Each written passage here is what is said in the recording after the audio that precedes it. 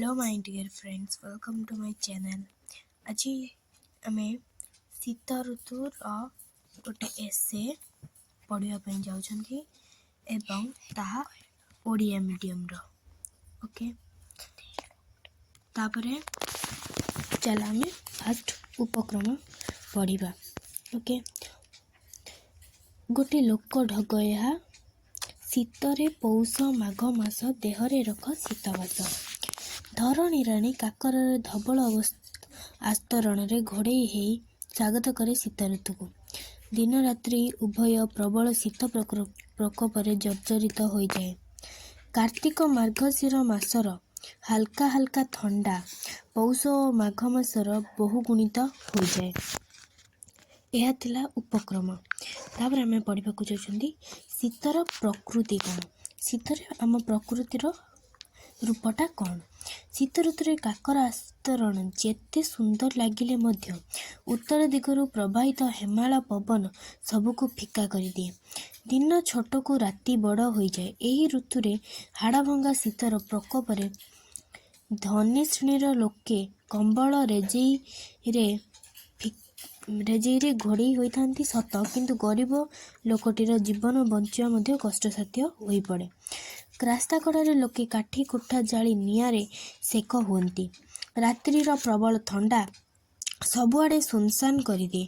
ଏହି ଋତୁରେ ମୁଖ୍ୟ ସୌନ୍ଦର୍ଯ୍ୟ ହେଲା ଏହି ଋତୁରେ ଫୁଟୁଥିବା ବିଭିନ୍ନ ସୁନ୍ଦର ଫୁଲ। ଏଥିସହିତ ନାନା ଜାତିର ପରିବା ମଧ୍ୟ ହୋଇଥାଏ। କମଳା, ଅଙ୍ଗୁର, ସେଓ, ନାଶପାତି ଓ ବେଦନା ଆଦି ଫଳ ମଧ୍ୟ ଏହି ଋତୁରେ ହୁଏ। ଏହି ଋତୁରେ ଶାରଦ ଧାନ ଅମଳ କରାଯାଏ। ଦିନର ଖରା ଖୁବ୍ ଟାଣ ହୁଏ। ଲୁଗାପଟା ଶୀଘ୍ର ଶୁଖିଯାଏ କାରଣ ବାୟୁମଣ୍ଡଳରେ ଜଳୀୟ ବାଷ୍ପ ନଥାଏ। ଏହି ଋତୁରେ ବର୍ଷା ଆଦୌ ନଥାଏ। ତାପରେ ଶୀତ ଋତୁ ରହିକି ଆମର କ'ଣ ଉପକାର କରୁଛି ଜାଣିବା। ଉପକାରିତା। ଶୀତ ଋତୁର ଉପକାରିତା ହେଲା ସଂକ୍ରାମକ ରୋଗର ଭୟ କମ୍ ଥାଏ। ଏହି ଋତୁରେ ବିଭିନ୍ନ ପନିପରିବା ଓ ଫଳ ଶସ୍ତା ଦରରେ ଉପଲବ୍ଧ ହୁଏ। ଗେଣ୍ଡୁ ଫୁଲ ଫୁଟେ। ଏହି ଋତୁରେ ଧାନ ଅମଳ କରାଯିବା କୃଷକ ମନରେ ଅପାର ଆନନ୍ଦ ଦିଏ। ଏହା ଥିଲା ତାର ଉପକାରିତା। ତାପରେ ଚାଲ ଆମେ ଜାଣିବା କ'ଣ ଶୀତ ଋତୁ ରହିକି ଆମର ଅପକାର କ'ଣ କରୁଛି। ସବୁଥିରେ ଉପକାର ମଧ୍ୟ ଥାଏ, ଅପକାର ମଧ୍ୟ ଥାଏ। ଶୀତ ଋତୁର ପ୍ରବଳ ଥଣ୍ଡା ବୃଦ୍ଧାଙ୍କ ପାଇଁ ତଥା ଗରିବ ଶ୍ରେଣୀର ଲୋକଙ୍କ ପାଇଁ ଖୁବ୍ କଷ୍ଟଦାୟକ ହୋଇଥାଏ। ଏହି ଋତୁରେ ଦିନ ଛୋଟ ଯୋଗୁଁ ଲୋକେ ଅଧିକ କାମ କରିପାରନ୍ତି ନାହିଁ। ସକାଳର କାକର, ରାତ୍ରିର ପ୍ରବଳ ଶିରପାତ ଏବଂ ଥଣ୍ଡା ହେତୁ ଜ୍ୱର, ଥଣ୍ଡା, ସର୍ଦ୍ଦି, କାଶ ଆଦି ରୋଗ ହୁଏ।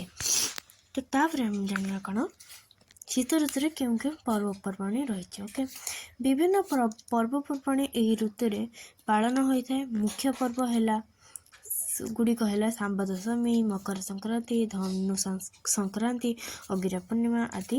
ଏଥିସହିତ ଏହି ଋତୁରେ ଖ୍ରୀଷ୍ଟ ଧର୍ମାବଲମ୍ବୀମାନେ ଖ୍ରୀଷ୍ଟମାସ ପର୍ବ ଖୁବ୍ ଧୁମଧାମରେ ପାଳନ କରନ୍ତି।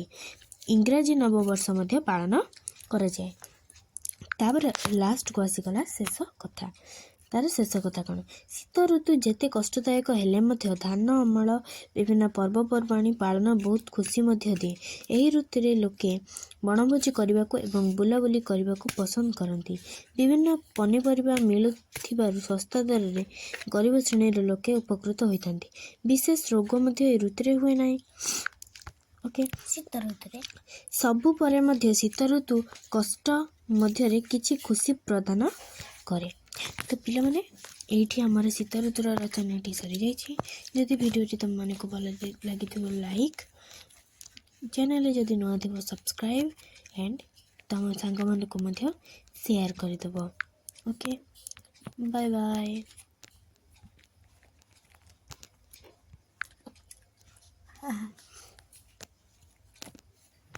Balung ditela.